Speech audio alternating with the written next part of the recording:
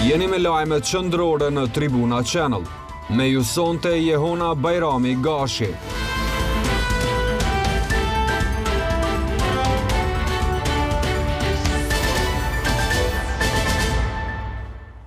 Mirëmbrëma të nderuar shikues, ky është edicioni më i ri informativ në Tribuna Channel.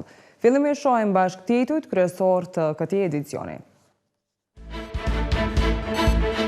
Nesër vazhdon dialogu, skepticizëm rreth përmbylljes së tij. Ende nuk ka marrëveshje për rënimin e murit në veri. Rivaroset me nderime në Turqic, heroi kombëtar Zahir Pajaziti. Vazhdon ndotja e ajrit në Prishtinë, asnjë institucion nuk mban përgjegjësi. Një valixhe e dyshimit është gjetur para pak minutash afër shkollës fillore Elina Gjika, para nderës së Institutit për Mbrojtjen e Monumenteve.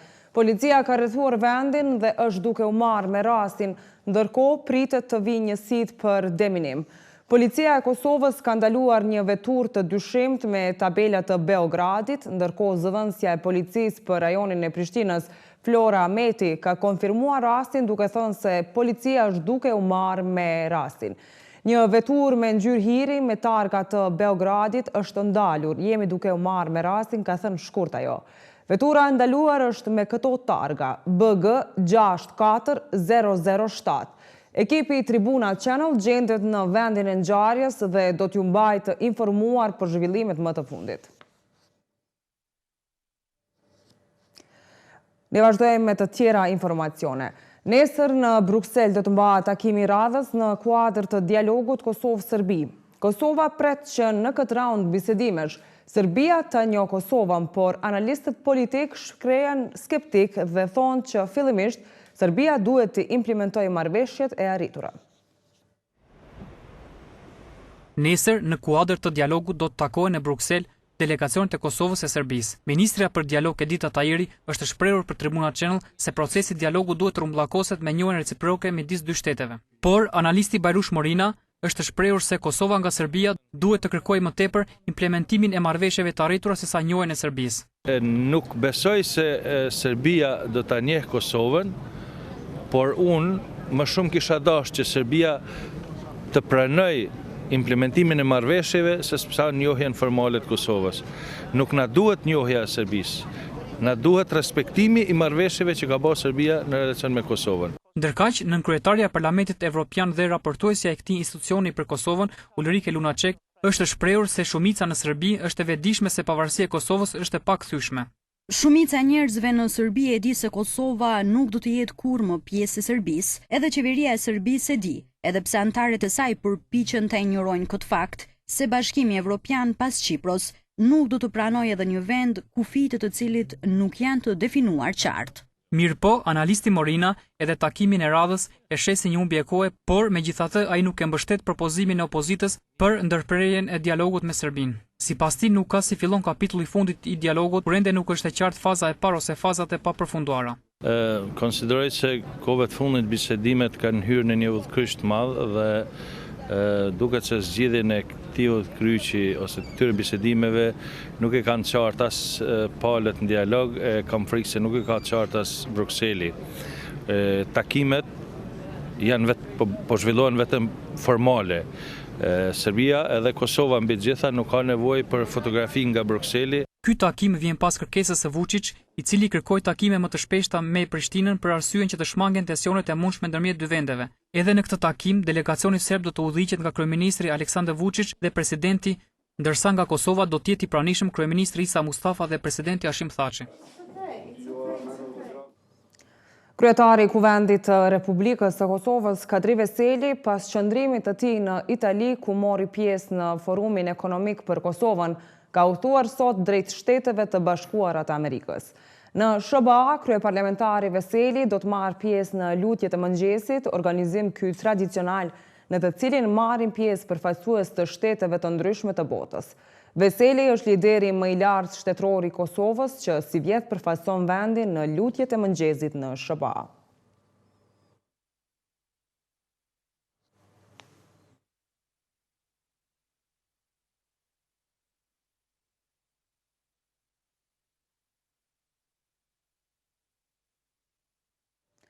Institucionet e vendit janë të gatshme për të rënuar murin në veri, por rrëzimi i tij do të shtyhet për pak ditë në vazhdim si shkak i shumë arsyeve, përfshirë këtu edhe kushtet klimatike që kanë mbretëruar këtë ditë në vend. Kështu ka pohuar deputeti i PDK-s Shaip Muja, ndërsa opozita shprehet skeptike sa i përket rrëzimit.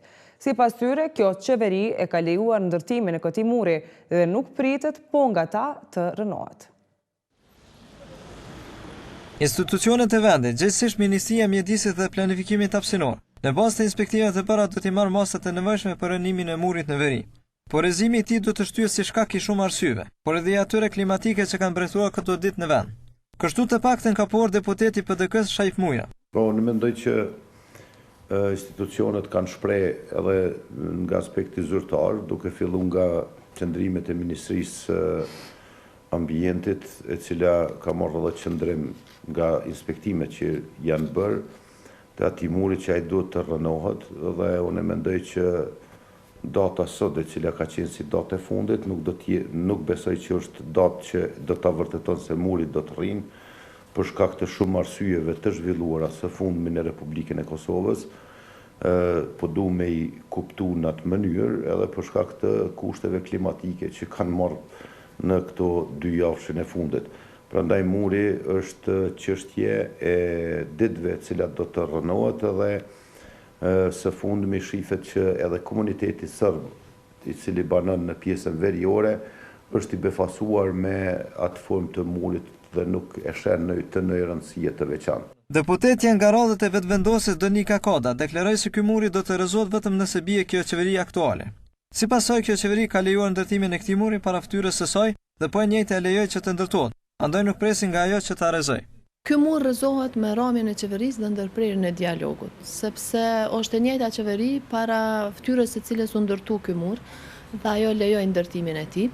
Është e njëjta qeveri e cila në vazhdimsi shkel rezolutat, kushtetutën dhe ligjet, prandaj nuk mund të presim që as në këtë moment të ndërmerr veprimet e duhura për veriun e vendit, sepse përtej murit veriu është komplet i përjashtuar dhe jashtë jurisdiksionit të Republikës së Kosovës. Rustem Berisha nga Aleanca për Armërinë e Kosovës tha se parlamenti e ka votuar rezolutën për rrezimin e murit dhe se presin nga institucionet e vendit që ta respektojnë këtë rezolutë. Ne si parlament e kem votu një rezolut për rënimin e atij murit. Mendojmë që ajo është e padrejtë edhe nuk ka nevojë sot kur Evropa bashkohet me ndërtu mure të tilla.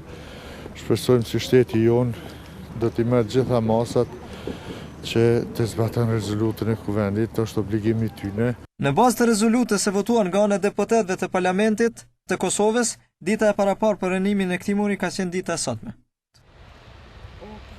Nga ana tjetër, presidenti i Kosovës Hashim Thaçi thotë se çështja e murit pranë urës mbi lumin Ibër në veri të Mitrovicës duhet të diskutohet me autoritetet e vendit dhe jo me ato të Beogradit. Presidenti Thaçi këto komente i bëri para shtatores Zahir Pajazitit në Prishtinë në 20 vjetorin e rënies së dëshmorit. Presidenti i vendit Hashim Thaçi ka deklaruar sot se për çështjen e murit që është ndërtuar në pjesën veriore të Mitrovicës, me ato lumit Ibër do të diskutohet vetëm me autoritetet e vendit dhe jo edhe me ato të Beogradit. Si shtet jemi shumë të vetëdijshëm se sot është dita e fundit e atij afati të nxjerrur nga rezoluta e Kuvendit të Republikës së Kosovës. Rezoluta nga institucionet e vendit duhet të respektohet në përpikëri. Çështja e murit nuk është çështje që duhet të diskutohet dhe nuk do të diskutohet me autoritetet e Beogradit, është çështje e mbrëmshme, kushtetuese dhe ligjore dhe në autoritetin e plotë të institucioneve vendore. Por natyrisht, institucionet vendore duhet të përmbyllin në procesin e asociacionit, demarkacionit dhe të njëjtën kohë sa më shpejt që është mundur, në mënyrë që të hapet perspektiva dhe për liberalizimin e vizave. Presidenti e komentoni çështjen e arritjes së një marrëveshje ndërmjet Apostolovës së zotit Rakić dhe zotit Mustafa, po fiz në mendi që është arritur një marrëveshje gjatë vikendit. Ndërsa për çështjen e arritjes së ndonjë marrëveshje të mundshme në mes përfaqësuesës së BE-s në Kosovë Natalia Apostolova, kryetarit të komunës së Veriut të Mitrovicës Goran Rakic dhe kryeministri Isa Mustafa tha që shpreson në një marrëveshje mes autoriteteve. Unë nuk mendoj që është arritur ndonjë marrëveshje dhe jam takuar edhe gjatë vikendit edhe dje me autoritetet qeverisë.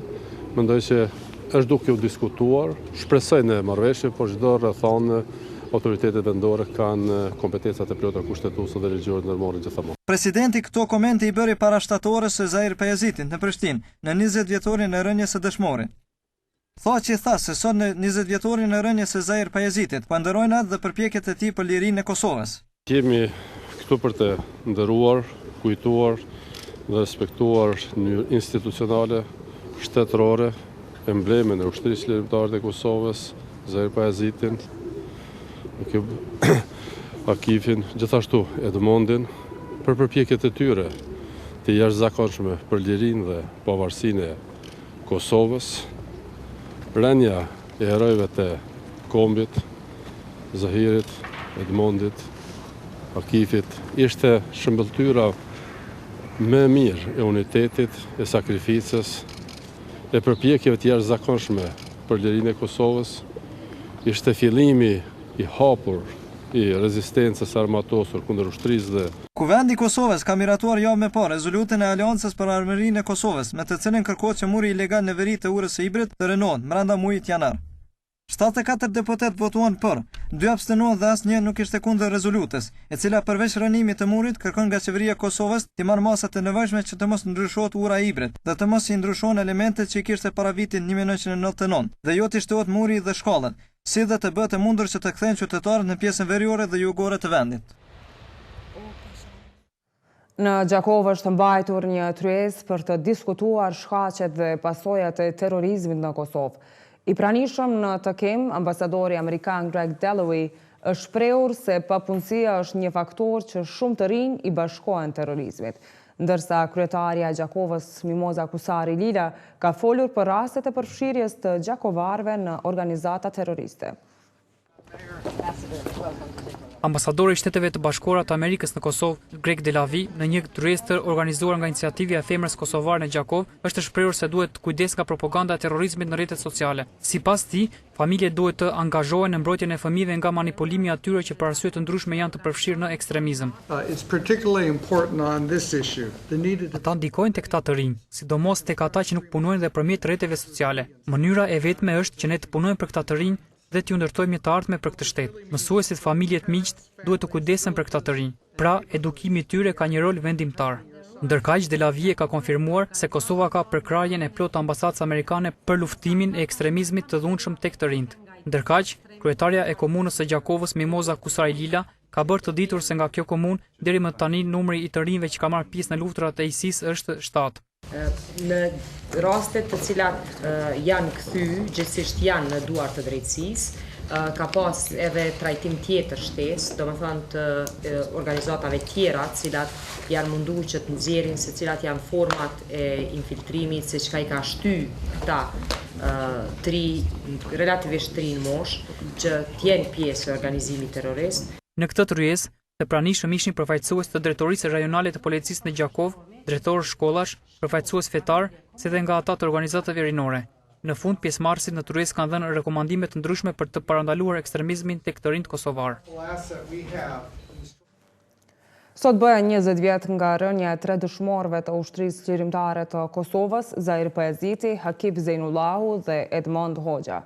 Pikërisht në këtë ditë, në prezencë të qindra qytetarëve, eshtrat e dëshmorit Zahir Pajaziti me kërkesë të familjarëve të tij nga sot do të pushojnë në kompleksin memorial në Turiqic të Podujevës. Heroi i kombit, Zahir Pajaziti, tash e tutje pushon liçet në vendin e tij të lindjes në Turiqic të Podujevës. Në 20 vjetorin e rënies së tij, në kompleksin memorial Zahir Pajaziti, në fshatin Turiqic të Podujevës, është bërë rivarimi i heroit të kombit Zahir Pajaziti. Ceremonia është bërë nën patronatin e kryeministit Isa Mustafa dhe në praninë e mirë e qytetarëve të Kosovës. Ish komandanti i Forcës së Sigurisë së Kosovës, Katri Kastrati, tha se në këtë përvitore të Zahirit me bashkëluftëtari përcolli përshëndetje nga gjithë luftëtarët e zonës operative të Llapit.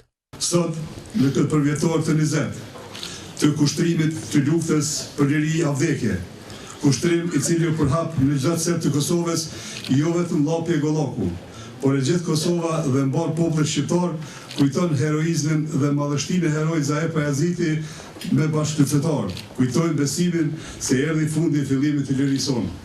E vëllau i Zahirit, Agim Pajaziti, tha se për ta është një ditë e veçantë kur të gjithë këta njerëz vinë të ndërojnë luftëtarët, por ai tha se amaneti i tyre është lënë në gjysmë. Po për neve familjarë të dëshmorëve është një ditë e veçantë sot. Është një ditë e veçantë me ndjenja shumë dhe emocione shumë, po mbi të gjitha është krenaria kur shet gjithë ta njerëz. Amaneti amaneti ka shumë punë për të bërë, na ka më shumë punë, na duhet një punë jashtëzakonisht e madhe. Shumë problemet në Kosovë me të cilat po ballafaqohemi, problemet edhe më shumë të që është mësaj që do të jemi në çështje të mëdha të vendit, do të jemi më të bashkuar. Rivarrimi i eshtave të heroit kombëtar Zahir Pajaziti është bërë në 20 dhjetor në rënies së tij me 20 janar të vitit 1997 në Pestov të Vështrisë. Ai ka rënë së bashku me Edmond Hoxhën dhe Hakif Zainullahun. Ish kryeministri i Kosovës Ramush Haradinaj që pëmbahet nga autoritetet franceze me një vendim të Serbisë në 2004, nesër do dalë në një seancë gjyqësore. E për të sot u fol edhe në kompleksin memorial në Turiqic të Podujevës nga agimi vëllai i heroit kombëtar Zahir Pajaziti. Akademia përkujtimore për heronjët Zahir Pajaziti, Edmond Hoxha dhe Hakif Zainullahu filloi me gjysmore vonesë dhe me mungesë të dy krerëve shtetëror, presidentit dhe kryeministrit. E organizuar në patronatin e kryeministrit Mustafa, i cili nuk ishte prezent, akademia mblodhi në sallën e kuqe bashkëluftëtarët e heronjëve, familjar, zyrtar, qeveritar dhe komunal, por jo dhe presidentin Hashim Thaçi. Ndonse akademia u shty për gjysmore për ta pritur presidentin, ai megjithatë nuk erdhi në takim. Folësit than fjalë të mëdha për heronjët që ranë në altarin e lirisë para 2 dekadash, si dhe vlerësuan të arriturat e shtetit pas shqirimit, por njëjtë nuk than edhe antar të familjeve të 3 të rënëve. Motra e dëshmorit Edmond Hoxha, Lumnie Rama, tha se ideali për të cilin ka luftuar vllai saj me shokët e tij nuk është realiteti i sotëm që aktualisht është në Kosovë. Sipas saj, ata e donin Kosovën të bashkuar e jo të coptuar. Ata nuk e donin Kosovën e coptuar. Nuk e donin Kosovën. Ata nuk e donin burgosin e qytetarëve. Ata nuk e donin një rini që pret mundësinë e parë të largohet nga Kosova. Për veprën dhe heroizmin e Zahirit dhe bashkëluftëtarëve të tij ka folur edhe ish komandanti i zonës operative të Llapit Rustem Mustafa. E shoh të udhës të saj se vetëm fal luftës së shqiptarëve, luftës politike, ushtarake, ushtrisë qytetarët të Kosovës si barkë të saj luftës, fal refuzimit total të bashkëpunimit dhe me okupatorin, sot kemi NATO-n, Shtetet e Bashkuara të Amerikës dhe Unionin Evropian në këto hapësira. E në emër të qeverisë së Kosovës, një fjalë rasti ka mbajtur ministri i punëve të brendshme Skënder Hysseni. Ai tha se këta 3 heronj kanë pasur guximin dhe kurajon të përcaktojnë fatin e jetës së tyre pra flijimin për atë. Për një Kosovë të tillë, punoj me dije, vizion dhe urtësi të pashoqe.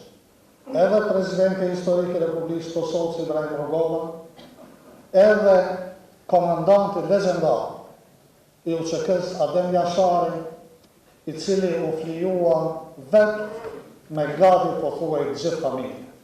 3 dëshmorët Zahir Pajaziti, Hakif Zainullahu dhe Edmond Hoxha kanë rënë në një pritë të organizuar nga forcat e pushtuesit serb me 31 janar të vitit 1997 në fshatin Pestov të Vushtrisë. Për lirimin e kryetarit Ramush Haradinaj ka folur në emisionin e Fakt Plus edhe nënkryetari i AAK-s Ahmet Isufi. Ajo shprehur se lideri i Aleancës për Ardhmërinë e Kosovës, Ramush Haradinaj, pritet të lirohet javën që vjen, kur edhe do të mbahet seanca gjyqësore ndaj tij. Sipas tij, mbajtja e Haradinajt është e pakuptimit. Nën kryetari i Aleancës për Ardhmërinë e Kosovës Ahmet Isufi ka thënë se javën që vjen presin që të lirohet lideri i AAK-s Ramush Haradinaj në ditën kur edhe pritet të mbahet seanca gjyqësore ndaj tij. Ndërka që nesër ka thënë se do të mbahet seancë për paraqitjen e materialit nga Serbia kundër Haradinajt. Presim lirimin e tij, madje është i pakuptimt vendimi për ndaljen e tij, sepse konsiderojmë që është një veprim i palogjikshëm, i pa drejt dhe i pa arsyeshëm. Vetë ndalja në këtë periudhë zotit Haradinaj paraqet një padrejtësi në drejtim të Kosovës, ndaj shtetit Kosovës, ndaj personaliteteve të Kosovës, ndaj lirisë Kosovës, pavarësisë së saj. Dhe është momenti i fundit që zoti Haradinaj të kthehet në Kosovë. Ahmeti në emisionin Fakt Plus ka folur edhe për formimin e ushtrisë së Kosovës. Ai ka thënë se autoritetet po e neglizhojnë këtë proces për arsye të pazareve me deputetët e listës serbe. Këta janë më të interesuar të realizojnë interesat e veta, të bëjnë kalkulime qoftë edhe me listën serbska për të arritur qëllimet personale ose grupore, se sa të bëjnë një veprim në dobi të qytetarëve të Kosovës ashtu si duhet. Dhe unë nuk e di edhe sa duhet të presin këta që ta bëjnë një gjë tillë, me që kemi të bëjmë me një ligj i cili veç ka kaluar edhe në komisionin parlamentar, madje edhe gjykata kushtetuese ka bërë aprovimin e amandamenteve të cilat mund të shndrojnë shumë shpejt forcat e sigurisë Kosovës në forcë të armatosur të Kosovës. E sa i përket mos respektimit të afatit kohor që parasheh rezoluta për rënimin e murit në veri, e miratuar në Kuvendin e Kosovës, Isufi ka thënë se kjo tregon për degradimin e qeverisjes dhe imponimin e agjendave drejt Kuvendit nga ana e qeverisë. Ai thotë se në një shtet demokratik, nëse qeveria nuk arrin t'i përfill vendimet e Kuvendit, atëherë ajo qeveri do të shkonte dhe do t'jepte përgjegjësi. Kryeministri i Kosovës Isa Mustafa dhe kryetari i Kuvendit Kadri Veseli kanë marrë pjesë në forumin e përbashkët ekonomik ndërmjet Kosovës dhe Italisë që po zhvillohet në Rom. Liderët kosovarë gjatë punimeve të forumit kanë kërkuar nga investitorët italianë që të shtojnë investimet në Kosovë. Në Rom të Italisë po mbahet forumi për bashkëpunim ekonomik ndërmjet Kosovës dhe Italisë, me që rast po marrin pjesë edhe kryeparlamentari Kadri Veseli dhe kryeministri Isa Mustafa. Kryeparlamentari Kadri Veseli ka ftuar investitorët italianë në Kosovë që të eksplorojnë mundësi të shumta ekonomike, i bindur se do të gjejnë argumente të bollshme për ta sjellë kapitalin e tyre në ekonominë kosovare. Në fjalën e tij para pjesëmarrësve, kryeparlamentari Veseli ka pohuar se Kosova qëndron fuqishëm mbi vizionin se zhvillimi ekonomik dhe forcimi i vazhdueshëm i demokracisë nuk mund të ndahen nga njëri tjetri. Ne kemi qenë, jemi dhe do të mbesim gjithmonë një vend evropian, shtet demokratik, shoqëri sekulare dhe ekonomi të tregut të lirë. Mbi bazën e këtij vizioni, ne jemi thellësisht të përkushtuar që ekonomia jonë të zhvillohet në marrëdhënie të ngushta me ekonomitë e vendeve demokratike perëndimore. Ndërsa kryeministri i Kosovës Isa Mustafa i ka njoftuar të pranishmit me prioritetet themelore të programit qeverisës që lidhen me rritjen ekonomike dhe punësimin, sidomos hapjen e perspektivës për punësim të gruas dhe të të rinjve. Në fund të vitit kaluar kemi nënshkruar marrëveshjen e stabilizim asociimit me Bashkimin Evropian. Marrëveshje kjo e cila bën Kosovën pjesë të tregut prej 500 milion konsumatorëve dhe përbën në vete një mbrojtje kalimtare për produktet e Kosovës. Tani po punojmë në rritjen e konkurrueshmërisë të bizneseve në këtë treg, në suazat e programit të reformave europiane. Kosova ka një popullat ku mbi 50% janë të rinj se 26 vjeç, shumë dinamik dhe përshtatshëm në treg të punës. Në tregun e punës do vit hynë rreth 22.000 të rinj. Në vitin 2015 kemi arritur rritje ekonomike prej 4%. Këtë vit parashohim që ashtu të ketë rritje ekonomike prej rreth 4%, dhe një rritje më të madhe të punësimit. Forumi është përqendruar tek sektorët që lidhen me teknologjinë agroindustriale, teknologjinë industrisë së ushqimit, teknologjinë e industrisë së qumshtit, teknologjinë e përpunimit të drurit, tekstilit, veshmbathjeve dhe lëkurës, investimet në energji, ndërtimtari, infrastrukturë, si dhe në teknologjinë informative dhe paraqet një mundësi shumë të mirë për tërheqjen e investimeve italiane në Kosovë. Cilësia e ajrit në Prishtinë vazhdon të jetë e përkeqësuar. Sipas një raporti të lëshuar nga Instituti Hidrometeorologjik, cilësia e ajrit në Prishtinë ka tejkaluar vlerat kufitare ditore. Ramadan Maloku, drejtor i Racional Komerc dhe njohës i kësaj fushe, ka thënë se ngritja e akcizës së gazit ka ndikuar në rritjen e ndotjes.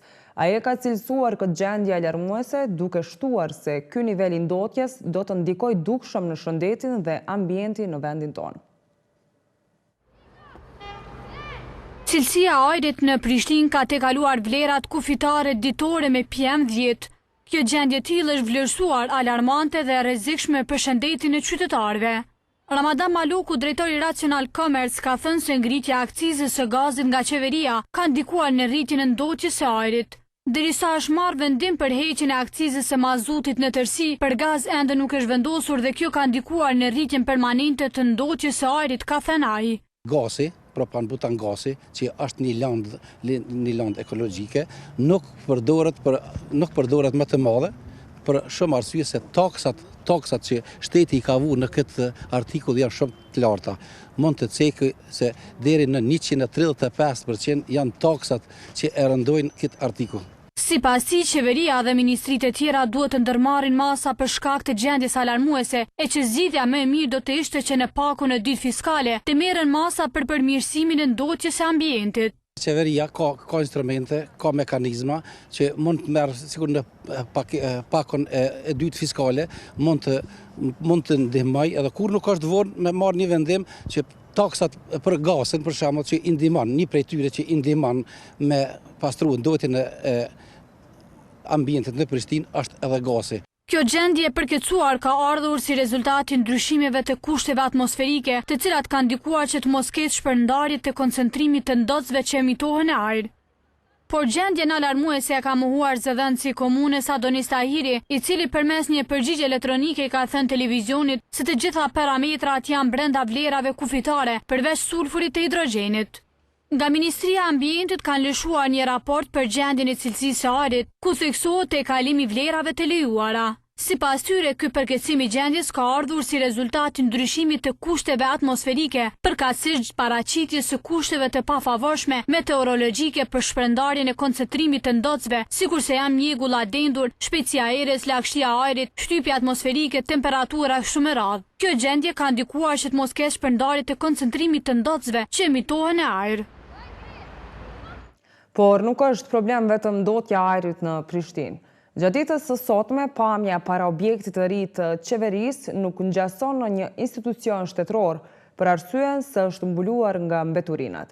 Kontenjer të mbingarkuar me mbeturinat që kanë kapluar edhe trotuarin kanë mbuluar hyrjen e këtij institucioni.